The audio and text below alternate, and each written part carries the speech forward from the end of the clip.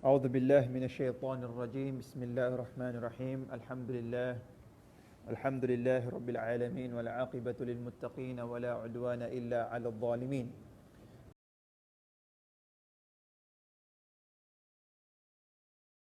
Ano ba ang Islam? Ang Islam, mga kababayan, hindi po ito lingwaheng Tagalog, English, Ilocano, Bisaya. Ito po ay lingwaheng Arabic. Ito ay Arabic word, Islam, mula sa katagang salam. So ito isa sa mga kahulugan ng Islam. Ibig sabihin ay salam. Ano bang ibig sabihin ng salam? Ito ay napapansin natin sa mga Muslim kapag sila ay nagkakasalubong. Ano po yung greeting sa bawat isa? Ano po yung pagbati nila? Salamu alaikum. Na ang ibig sabihin ang kapayapaan ay sumainyo. Napakagandang pagbating ito. Ang kapayapaan ay sumainyo. Ito po ang ginagamit ng mga Muslim sa buong daigdig, sa buong mundo, kahit anong lingwahe pa yan, ano pang tribo yan, ano pang kulay yan, kapag sila ay nagkakasalubong, pag sila ay nagbatian, maririnig natin ang Assalamu alaikum. Na ibig sabihin, peace, kapayapaan ay sumainyo. So yan ang pinagmulan ng salitang ugat na Islam, meaning peace o kapayapaan. At itong pagbabatian ng salam, hindi lamang po ito sa mga Muslim. Kasi kung titignan natin ang ating mga kasaysayan, ang ating kasulatan, pati po ang mga naunang mga propeta, ito rin po ang kanilang pagbati.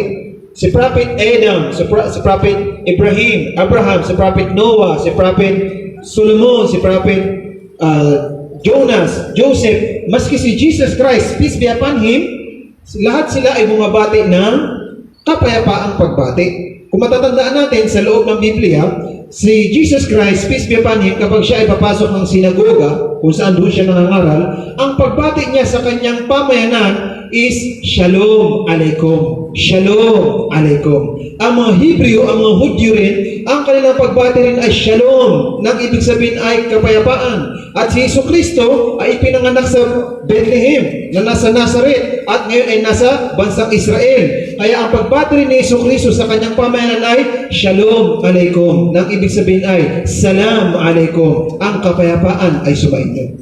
Kuha natin. So ito ang pagbabatian ng mga propeta na nauna sa atin. At wala nang ibang mga tao sa panahon natin ngayon na kagaya ng mga propeta sa pagbati, maliban lamang po sa mga Muslim.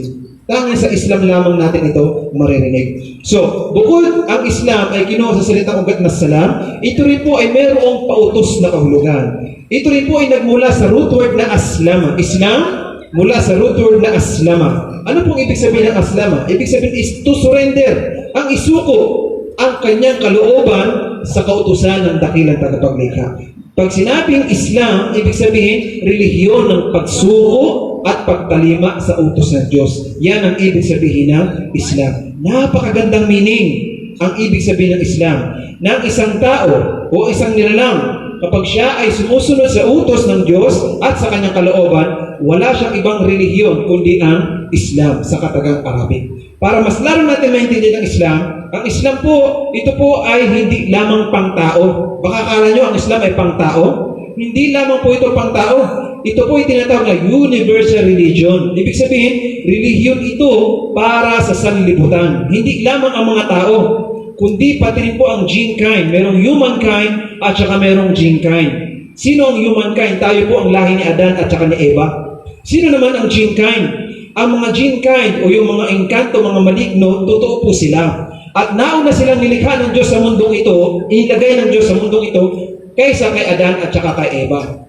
Sila ay kadalasang nakatira sa mga kakahuyan, sa mga kagubatan, sa mga maruming lugar, kagaya sa mga palikuran. Sila yung mga tinatawag sa Arabic na mga jinn. Katulad din natin sila, nanganganak din sila. May mga lahi din sila.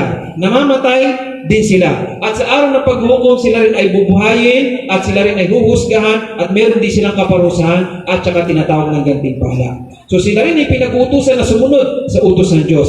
Ngunit kagaya na sinabi ko, kagaya natin sila na meron tayong tinatawag na free will. Sila rin ay merong free will. Ano po ang ibig sabihin ng free will? Ang kalayaan na ikaw ay sumunod sa utos ng Diyos o sumuway sa utos ng Diyos. Kapag ikaw ay sumusunod sa utos ng Diyos, so ikaw ang sinasabuhay mong relihiyon ay ang Islam. At ang sino mang nilalang ng Diyos na sumusunod sa kanyang kautusan, sa wikang Arabic tinatawag naman itong Muslim. Yan naman po ang ibig sabihin ng Muslim. Ang ibig sabihin ng Muslim, mga nilalang ng Diyos na sumusunod sa utos ng Diyos. Okay? So huwag niyong iisipin, pag sinabing Muslim, taga-Saudi, o taga-Egypt, o taga-Libya, o taga-Iraq. Pag sinabing Muslim, taga-Mindanao. Pag sinabing Muslim, yung may balbas. Si brother, mas makapalang balbas kaysa sa akin. Diba? Muslim po kayo kabayan? O hindi. Diba? So wala yan, hindi makikita sa balbas yan. Wala rin sa pananamit yan. Kasi kahit sino, pwede magsuot ng ganito. Punta ka sa bayan, bumili ka ng ganito. Kasi traditional dress ito ng mga Arabo. Kumbaga sa atin, barong Tagalog, di ba? Sa lalaki. Kahit sino, Muslim, Kristiyano, pwede magsuot ng barong Tagalog. So, wala sa pananamit yan. Wala rin sa lingwahe, wala rin sa tribo, wala sa dugo. Paano makikilala ang isang Muslim kapag siya ay sinasabuhay niya ang Islam, ang pagsunod sa utos ng Diyos? Now, meron pong dalawang kahulugan ng pagsunod sa utos ng Diyos. Ano po ang una? Una ang tinatawag na likas na pagsunod sa utos ng Diyos. At ito yung tinatawag sa Arabic na fitra. Ano ibig sabihin ng fitra? Ang fitra, ito po yung likas na paniniwala at pagsunod sa utos ng Diyos. At lahat ng tao dito sa mundo ay likas na sumasampalataya sa nag-iisang Diyos at sila rin ay likas na sumusunod sa utos ng Diyos, napapansin natin o hindi natin napapansin. Isang example, kahit sino pong tao dito sa buong mundo, tanungin mo siya. Tanungin mo siya. Sabihin mo sa kanya, kabayan, naniniwala ka ba na mayroong tagapaglikha? Lahat ay magsasabi, oo. Kasi upuan, hindi yan magkakaroon ng upuan kung walang nag-create, nag-invento, nag-assemble. Tama po? Ikaw, nung pinanganak ka sa mundo, meron kang tatay, meron kang nanay. Merong araw, merong buwan, merong bituin, merong kalikasan, merong hangin, merong dagat, merong ibon. So, sino ang naglikha ng mga ito? Siya ang tinatawag na God Almighty Creator, ang tagapaglikha. Likas yan. At likas tayo naniniwala na ang Diyos na lumikha sa akin at lumikha sa iyo at lumikha sa lahat ng nilalang dito sa mundo ay iisa lamang. Tama po kabayan? Ang naglikha sa akin at ang likha sa inyo, iisa lang. Tama o mali? Tama po. Kahit ano pong pilit ng isang tao na paniwalaan na ang Diyos ay 2, 3, 4, 5, 6, 7, 8, 9, 10, nakatatak sa puso natin ang paniniwala na ang Diyos ay nag-iisa. Kahit yung isang tao nagsasabi na walang Diyos, sa bibig niya lang yun. Pero sa utak niya, sa isip niya, naniniwala siya na mayroong Diyos. Diba? Kapag nakasakay siya ng eroplano, tapos biglang babagsak yung eroplano, o di kaya yung bus na kanya sinasakyan, makikita niya, malalaglag na sa bangin, walang ibang tutulong sa kanya, mapapatingin sa kalangitan, at sasabihin, Diyos ko, kayo na ang bahala sa akin. Diba? Ito ay likas sa isang tao ang maniwala sa nag-iisang Diyos. At bukod doon, likas po tayo na nakasusunod sa pamamaraan ng Diyos. Ano ba ang ibig sabihin ng pamamaraan ng Diyos? Sa tinatawag na Arabic, ito po ay tinatawag na din. Ang din, para po mas maintindihan natin, tinatawag siya sa Tagalog na relihiyon. Relihiyon. Pero ang relihiyon ay sumasaklaw lamang sa paniniwala sa Diyos at kung ano man ang napapaloob dito. Sa Arabic, pag sinabing din o relihiyon, although mas malawak ang kahulugan ng din, hindi lamang ito sumasakop sa paniniwala sa Diyos, kundi ito rin ay nagtuturo sa tao kung paano siya iinom, kakain, matutulog, magdadamit, mag-aasawa, magninegosyo. Ibig sabihin, lahat ng aspeto ng buhay ay tinuturo sa Islam. Nakuha natin? Kahit pagpasok sa palikuran, saka makita ng ganito relihiyon, napaka-kompleto. Kahit sa pagpasok ng palikuran, mayroong kautusan at mayroong ipinagbabawal. Nakita niyo bro? Papasok ka ng CR, tapos mayroong utos at mayroong bawal. Ganyan po ang Islam. Walang iniwan na kahit anong aspeto ng pamumuhay natin dito sa mundo. So, lahat po tayo ay sumusunod sa utos ng Diyos. Ano ang pruweba? Ang pruweba, ang sinabi ng Prophet Muhammad, peace be upon him, sinabi niya, kullu mauludin yuladu ala fitra. Lahat ng sanggol, lahat ng bata ipinanganak sa fitra. Ano ang fitra? Ang likas na pagsunod sa utos ng Diyos. Nasa tiyan pa lamang tayo ng ating nanay, wala tayong ibang ginagawa, kundi sumunod sa utos ng Diyos. Kakain tayo, iinom tayo, matutulog tayo, gigising tayo, lalabas tayo sa tiyan ng ating ina sa kagustuhan ng Diyos. Ikaw ay magkakaroon ng pangalan sa kagustuhan ng Diyos. Sinong mga magulang mo? Sa kagustuhan ng Diyos. Kailan ka mamamatay? Sa kagustuhan ng Diyos. Anong edad ka mabubuhay? Sa kagustuhan ng Diyos. Saan pamilya ka mapapabilang? Sa mayaman o sa mahirap? Sa kagustuhan ng Diyos. Nakuha natin bro, lahat po tayo sa tiyan ng ating ina, likas tayong sumusunod sa utos ng Diyos. Kaya sa ayat gusto natin, tanggapin natin ito mga kababayan, na ang Islam ay ibinigay na sa atin ng Diyos sa tiyan pa lamang ng ating nanay at tayo ay may tuturing na Muslim, mga likas na sumusunod sa utos ng Diyos.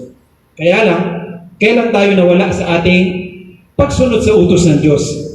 Sinabi ng Propeta Muhammad sallallahu alaihi wasallam, peace be upon him, فَأَبَوَاهُ يُهَوِّدَانِهِ أَوْ يُنَصِّرَانِهِ أَوْ يُمَجِّسَانِهِ.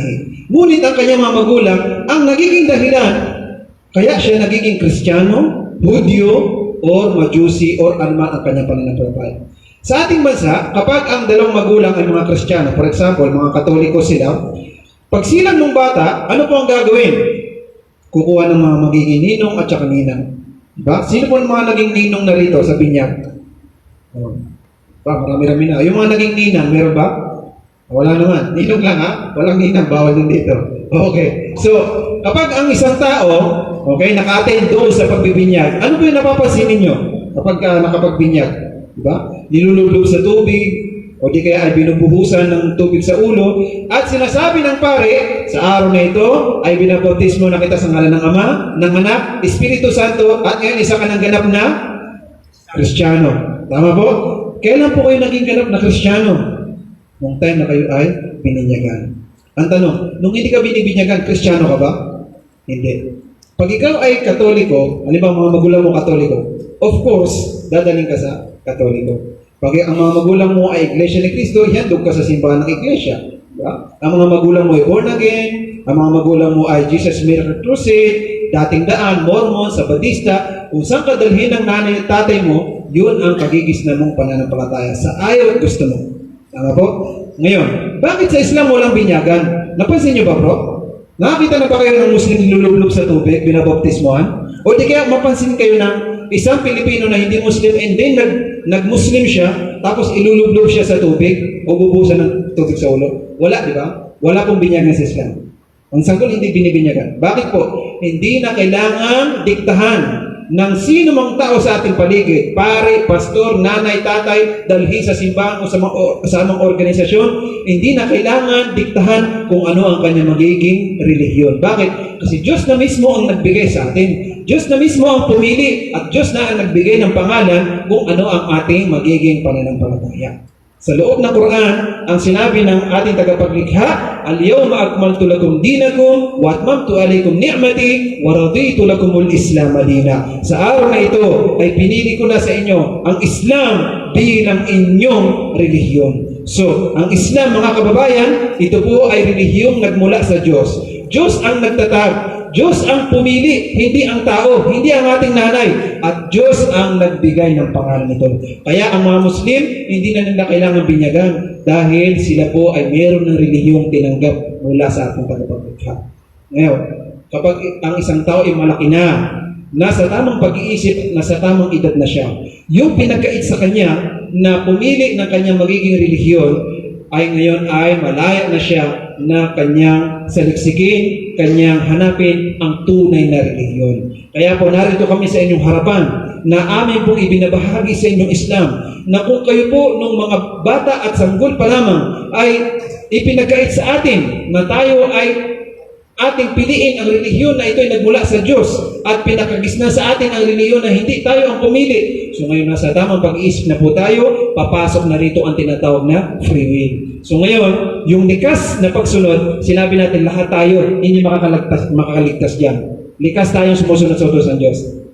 Bro, sino po rito ang hindi nakakakain? O hindi nagugutom, hindi nauhaw? Taas ang kamay. Sino po rito ang hindi pumuputi ang buhok? Oh, dami na. Sino po rito ang hindi nakakalbo? Marami na rin. Diba? Sino po rito ang hindi nagkakaedad? Okay. Kalabaw lang ba ang tumatanda? Kasi walang sumasagot eh. So, tumatanda din ang tao. Diba? Yung dating bato-bato, magiging buto-buto na yan. Lahat po tayo dadanas ng kamatayan. Ngayon, mga kababayan, lahat tayo ay likas na sumusunod sa utos ng Diyos. Pero hindi makukumpleto ang likas sa pagsunod sa utos ng Diyos hanggang sa sumunod tayo sa utos ng Diyos na nakapaloob doon ang ating sariling pagpili. Kapag ikaw na ay sumusunod sa utos ng Diyos, sa sarili mong pagpili at sarili mong choice, so dito na nangyayari ang tinatawag na gantimpala at kaparusahan. That's why nagsugo ang Diyos ng mga propeta, ng mga sugo upang ano? Upang turuan tayo kung paano tayo susunod sa utos ng Diyos, paano natin siya sasamayin, at paano tayo magiging mananatili sa landas ng relihiyong ng Diyos na ibinigay niya sa atin. وَلَقَدْ بَعَثْنَا فِي كُلِّ أُمَّةٍ رَسُولًا أَنِ اعْبُدُوا اللَّهَ وَاجْتَنِبُوا الطَّاغُوتَ. Katotohanan, sabi sa loob ng Quran, aming pinadala ang mga misahero sa bawat panahon, ang mga sugo sa bawat panahon, na sila ay nagsasabi na sambahin lamang ang nag-iisang Diyos at lumayo sa pagsamba sa mga Diyos-Diyosan. Ang purpose ng mga propeta ay upang turuan tayo. Matapos nating malaman, o aming Panginoon, kailangan pala namin yakapin ang iyong relihiyon, sapagkat ito ang kaligtasan. Ano ang relihiyon ng Diyos? Ang pagsunod sa kanyang kautusan. Aming Panginoon, paano ka namin sasambahin? Paano kami mananatili sa kautusan ito? Nang ipinagkait sa amin, ng aming mga tao sa aming paligid, na hindi namin makilala ang iyong relihiyon. So nagsugo ang Diyos ng mga propeta. So, ang mga Muslim, Kristiyano, Hudyo, naniniwala sa mga propeta. Si Adan, si Noah, si Abraham, Solomon, Jacob, Moses, Noah, John the Baptist, Jesus Christ, at si Prophet Muhammad. Lahat po sila ay mga propeta ng Diyos. Lahat sila ay nagturo sa atin na sumamba lamang sa nag-iisang Diyos. Nang sino man ang sumunod sa mga propeta ay nakasunod sa utos ng Diyos. At ang sino man ang sumuway sa katuruan ng mga propeta ay nakasuway din sa utos ng Diyos. Ganito kahalaga ang paniniwala sa mga propeta pagdating po sa mga Muslim. At isa sa mga propeta ang pinaniniwalaan ng mga Muslim at mahal na mga Muslim. At hindi ka matatawag ng Muslim hanggat hindi mo paniwalaan at mahalin, galangin, ibigin, respetuhin ang propetang ito. Walang iba kundi si Jesus Christ, peace be upon Him. Ang mga Muslim naniniwala po kay Jesucristo. Hindi namin tinatalikuran o itinatakuin ang turo ni Jesucristo. Pagkus buong-buo namin tinatanggap ang turo ni Jesucristo. At ito po ang katotohanan. Hindi lamang po namin tinatanggap, isinasabuhay pa ng mga Muslim. Wala tayong makikitang relihiyon sa buong mundo na katulad ng ginagawa. Kung ano ang ginawa ni Jesucristo sa kanyang panahon, ay siya rin ang makikita mo sa mga panahon natin ngayon, maliban po sa mga Muslim. Ito po ang masakit na katotohanan. Si Jesus Christ, peace be upon Him, kailanman hindi siya nagsabi sa kanyang panahon, I am God, worship me. Walang ganong sinabi si Jesus Christ. Kundi ang sinabi lamang ni Jesucristo sa kanyang panahon, sa loob ng Quran, nabanggit ang mga kwento at mga ilang pangyayari sa buhay ni Jesucristo, pati na ang kanyang mensahe. Kaya tinatanggap ng mga Muslim. Kami mga Muslim naniniwala si Jesus milagro sa kapanganakan. Nabanggit niya sa Quran. Siya po ay at hindi porket siya ay walang ama, walang tatay, paniniwalaan natin siya ay anak ng Diyos. Alam niyo po kung bakit? Dahil ang Diyos ay nagsabi sa loob ng Quran, siya lamang po ay nag-isa, wala siyang anak, hindi siya ipinanganak, at wala siyang katulad. Ito ang Panginoon na dapat natin sambahin. Qul huwallahu ahad. Sabihin mo, O Muhammad, siya si Allah ang nag-iisang Diyos. Allahu samad, siya si Allah ang makapangyarihan, walang pangangailangan. Hindi kumakain, hindi umiinom, hindi namamatay, hindi nangihina, hindi napapagod. Lam yalid, hindi siya nanganak, walang yulad, at hindi rin siya ipinanganak. Walam yakul lahu kufuwan ahad, at wala siyang ibang katulad sa lahat ng mga nilalang dito sa mundo. Yan ang Panginoon na naglikha sa atin at nagsugo ng mga propeta. So isa sa mga kapangyarihan ng Diyos, naglikha siya ng tao sa iba't ibang paraan. 4 na paraan ang pagkakalikha ng Diyos sa tao. Unang paraan, naglikha ang Diyos ng tao walang tatay at walang nanay. Siya po ay si Adan, peace be upon him. Walang tatay at saka walang nanay. Mula sa lupa, binigyan ng Diyos ng kaluluwa at naging isang tao. Pangalawang tao, ang naging asawa ni Adan. Siya po ay si Eva. At dahil siyang unang babae, wala siyang nanay. Paano siya nilikha ng Diyos? Milagro din po. Hinugod sa pinakamarupok na tadyang ng isang lalaki. Pinakamarupok na parte ng kanyang katawan ng kanyang tadyang. Sabi ng Diyos, kun fayakun, maging at maging. Nabuo ang isang tao mula sa lalaki. Milagro, di ba? Hindi normal ang isang tao manggaling sa lalaki. Okay? So, pangalawang pamamaraan ng Diyos, nung nalikha niya na si Adan at saka si Eva, so nagsama na si Adan at saka si Eva, So nagkaroon na ng mga maraming kalalakihan at maraming kababaihan at tayo na po yun. Lumabas na po ang lahi natin na lahat tayo merong tatay at saka merong nanay. Pang-apat ay naglikha ang Diyos ng isang tao galing sa babae, kabaliktaran ni Eva, na wala namang lalaking kinasasamputan. At siya po ay si Jesus Christ. Peace be upon him. Ako natin. So bakit ang mga Muslim hindi naniniwala na si Jesus ay anak ng Diyos o hindi tinatawag ng mga Muslim si Jesus ay anak ng Diyos dahil wala siyang ama? Dahil isa lamang po ito sa kadahilanan na ipinapakita sa atin ng Diyos na ang Diyos ay makapangyarihan. Kaya niya maglikha ng tao wala, galing sa wala, walang tatay, walang nanay, si Adan. Si Eva, walang lalaki, walang babae kinasasamputan, galing kay Adan. Tayo, merong nanay, merong tatay. At si Jesus ay kaya din ilikhain ng Diyos na galing sa babae, walang tatay. Kagaya din po ni Adan. At kagaya din po ni Eva na lahat sila ay mga milagro. So ang Diyos ay makapangyarihan. Kung gugustuhin niya maglikha ng 1,000 Adan, napakadali sa Diyos. Kung gugustuhin niya maglikha ng 1,000 Jesus, napakadali sa Diyos. Dahil walang imposible sa Diyos. So ipinapakita lang sa atin ng Diyos ang kanyang kamakapangyarihan, ang kanyang kadakilaan na ang mga nilalang na ito ay nilikha ng Diyos sa pamamagitan ng kanyang kapangyarihan at kadakilaan. Inna mathala Isa inda Allahi kamathali Adam, khalaqahu min turab, thumma qala lahu kun fayakun. Ang kahalintulad ni Jesus sa Diyos sa kanyang pagkakalikha ay kahalintulad ni Adan. Si Adan nilikha ng Diyos mula sa lupa, binigyan ng kaluluwa at sinabi ng Diyos maging at nabuo ang isang tao mula sa lupa. Si Adan at saka si Jesus, parehas lamang milagro na nilikha ng Diyos. Hindi sila mga anak ng Diyos, kundi mga nilalang din sila ng Diyos. Ang sambahin natin ay ang Creator, hindi ang creation. Natin? Sino ang Creator? Ang tagapaglikha. Sino ang creation? Yung nilikha. Kung ang sinasamba mo, kagaya mo mayroong ilong, mayroong mata, nangangailangan sa hangin, nangangailangan ng tubig, nangangailangan sumamba sa Diyos, nangangailangan matulog, yun po ay creation. Kagaya mo, nilikha din. Ang sambahin mo, yung naglikha sa inyong dalawa, yung Creator. Siya ang tinatawag na God Almighty Creator. Ang Diyos na tagapaglikha. At nagpakilala siya sa kanyang mga kasulatan na siya ay si Allah, ang nag-iisang Diyos. Kuha natin. So, mga Muslim, naniniwala si Jesus ay gumawa din ng mga milagro. Maraming milagro ang ginawa si Jesus sa kanyang panahon. Nariyan ang bumuhay ng patay, nagpadilat ng bulag, nagpagaling ng kitungin, mga dinudugong babae, nagpalayas ng demonyo, nagpakain ng maraming tao sa pamamagitan ng ilang pirasong isda at tinapay na nalangin si Jesus na gawing mabiyaya ito at nabusog ang lahat ng taong tumikim at kumain sa tinapay at isda na yun. Lahat yun ay milagro ni Jesus. Pero hindi ibig sabihin na si Jesus gumagawa ng mga milagro ay sasambahin natin si Jesus. Dahil ang mga propeta, likas po silang sinusuportahan ng Diyos sa kanilang pagpapalaganap ng mensahe sa pamamagitan ng pagbibigay ng milagro sa kanila at ito ay sa kapahintulutan ng Diyos. Meron pa bang iba pang mas dadakila sa milagro ni Moises? Si Moises, before Jesus, okay? Ilang libong taon ang pagitan ni Moises at saka ni Jesus Christ at maraming propeta ang namagitan sa kanila. Maraming propeta pagkatapos ni Moises before si Jesus Christ. Nandun si Prophet Solomon, Prophet David, si Zacharias, si John the Baptist hanggang sa lumabas si Jesus Christ. Peace be upon him. So nakalimutan na ba natin ang milagro ni Moises sa kanyang panahon? Kung titignan natin, ang milagro ni Jesus ay nagpagaling ng bulag, nagpagaling ng kitongin. Yes, milagro yan ni Yesu Cristo. Ngunit ang milagro ni Moises, alam niyo kung ano? Yung time na hinabol si Moises ni Pharaoh at yung kanyang mga sundalo.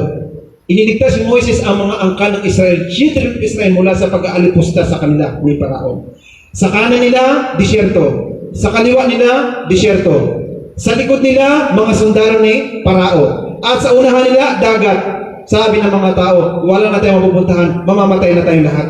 Sabi ni Moses, kalla, inna ma'i rabbi sayahdin. Huwag kayong matakot. Kasama ang aking Panginoon, gagabayan niya tayo kung ano ang gagawin natin. So si Moses, pinag-utusan ng Diyos na kanyang paluin ang kanyang tukod sa bato na iyon at nahati yung dagat na ito.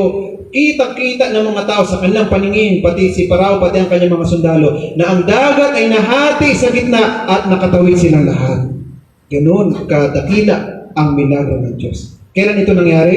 Sa ika-10 po ito ng buwan ng Muharram sa Arabic, ang tinatawag na Yawm Ashura. At bilang kadakilaan ng araw na ito, ang mga Muslim nag-aayuno, nagpa-fasting sa araw na ito bilang pagpapasalamat sa Diyos na ito isa sa mga dakilang araw at ito ay yung time na iniligtas ng Diyos ang mga mananampalataya sa Kanya noong time na yun sa panahon ni Moses, peace be upon him. Nakuha natin? So, hindi porket ang mga propeta ay gumagawa ng mga milagro, sila po ay ating sasambahin. Hindi po, kundi sila ay gumagawa ng mga milagro upang patunayan sa mga tao sa kanilang panahon na sundin nyo kami kasi kami ay mga propeta ng Diyos at itong tanda ng aming pagiging mga propeta. At walang propeta ang nagsabi na sambahin nyo kami. Walang propeta ang nagsabi na sambahin nyo kami. Kaya po si Jesus, kahit isang salita, hindi lumabas sa bibig niya ang katagang sambahin nyo po. Dahil malaki ang pananagutan ni Jesucristo kung sakali na sasabihin niya na sambahin nyo po.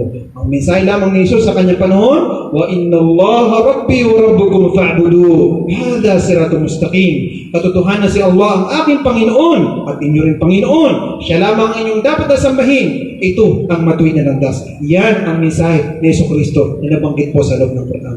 At sa loob ng Biblia, sa John 17:3, Juan 17:3, nung meron nagtanong sa kanya, mabuting guro, ano po ang buhay na walang hanggan? Ang sabi ni Jesucristo, ang buhay na walang hanggan ay ang makilala niyong nag-iisang Diyos at kilalanin niyo si Jesus bilang kanyang sugo. Ibig sabihin bilang kanyang propeta. Ito ang pinaniniwalaan ng mga Muslim. So, kung kayo ay pag-aaralan yung Islam at kung kayo man ay yayakap sa pananampalatayang Islam, hindi nyo po tatalikuran si Jesucristo. Pagkus lalo nyo makikilala, lalo nyo mamahalin, at lalo nyo masusunod si Jesucristo. Dahil ang ibig sabihin ng Kristiyano is hindi tagasamba ni Jesucristo. Ang ibig sabihin ng Kristiyano is mga follower ni Jesucristo. Anong susundin ninyo? Yung katuruan ni Jesucristo. At kailanman, hindi nagsabi si Jesucristo na sambahin siya. Ang sundin natin yung mga itinurong pagdarasal ni Jesucristo. Siya ay nagpapatirapa sa lupa. Siya ay nag-aayuno. Siya ay nagpa-fasting. Siya ay pag bumabati, Salamu alaikum, Shalom alaikum. Itinuro niya sa mga kababaihan sa kanyang panahon na magtalukbong sila dahil ito ay turo ng Diyos. Si Jesus, ipinagbawal niya ang pag-inom ng alak, ipinagbawal niya ang pagkain ng baboy, ipinagbawal niya ang pagsamba sa mga ribulto, at si Jesus ay nag-utos lamang na sumamba sa nag-iisang Diyos. Ito ang kilala ng mga Muslim na Jesus Christ, peace be upon him. Ang sinabi ni Jesucristo, if you love me, follow me. Kung mahal mo ako, sundin mo ako. Yun ang ibig sabihin ng Kristiyano. Hindi niya sinabing, if you love me, worship me. Ang problema, ang mga Kristiyano sa panahon natin ngayon, sinasampa si Jesucristo. Alam niyo po, kung ngayon na ang second coming ni Jesus Christ, ang mga Muslim naniniwala na si Jesus ay muli magbabalik dahil ang aming paniniwala si Jesus hanggang ngayon hindi pa patay. Sa kapangyarihan ng Diyos, si Jesus ay niligtas ng Diyos mula sa mga taong nagbabalak na siya ay pako sa krus. Kaya sa aming paniniwala, si Jesus hindi po naipako sa krus. At alam niyo po ba yung Papa, si Benedict II, before itong bagong Papa ngayon na si Pope John Paul Francis, di ba? Okay? Hindi siya naniniwala si Pope Benedict II na si Jesucristo ay namatay sa krus. Bakit po? Kasi ang pagpapako sa krus, ito ay kaparusahan ng mga Romanong pagano para sa mga kriminal, para sa mga magnanakaw, para sa mga rapist. Kapag mayroong kriminal, ipinapako sa krus. Yan ang parusa sa mga unang panahon. Paano papahintulutan ng Diyos ang pinakamabuting tao sa kanyang panahon ipapako sa krus na parang kriminal? Paano magiging kaligtasan nyo? Na sinabi sa loob ng Biblia, ang sino mang naipako sa krus ay kasuklam-suklam sa paningin ng Diyos. Kasi isang kriminal yun. So paano panahintulutan ng Diyos? Si Jesus, ipapako sa krus. Ano natin? So, si Jesucristo, sa kanyang pagbabalik, so siya po ay kukumplituhin niya ang kanyang mensahe. Pangungunahan niya ang mga mananampalataya sa oras na iyon sa kanyang pagbabalik. At nakakasiguro ko kung si Jesucristo ay babalik sa panahon natin ngayon at hahanapin niya kung sino yung mga naging follower niya, titignan niya itong mga Muslim. Bakit? Kasi pangungunahan ni Jesus kung paano magdasal ang mga Muslim. Dahil si Jesus, paano siya magdasal? Kagaya ng mga Muslim. Paano ang ginagawa ni Jesucristo? Kagaya ng mga Muslim. At hindi sinasamba ng mga Muslim si Jesus, kundi kinikilala bilang isang huwarang propeta, kagaya ng mga unang mga propeta. So, Alam niyo mga kababayan, ang daming tumatakbo sa isip ko na gusto kong ipahagi sa inyo. Pero nakikita ko sa mga itsura natin, medyo humid, di ba? Medyo mainit, tumutulo, tumatagak-tak yung pawis natin. At dito ko na lamang po tatapusin ang aking pong salita. By the way, meron pa pong isa pang magsasalita. Last na po siya magsasalita sa atin. So inshallah, kukumpletuhin niya ang mensahe sa atin. At ano ba ang kaligtasan natin? Sino ba ang propetang isinugo sa ating panahon? So inshallah, maraming pong salamat sa inyong pakikinig. Magandang gabi po sa ating lahat. Assalamualaikum warahmatullahi wabarakatuh.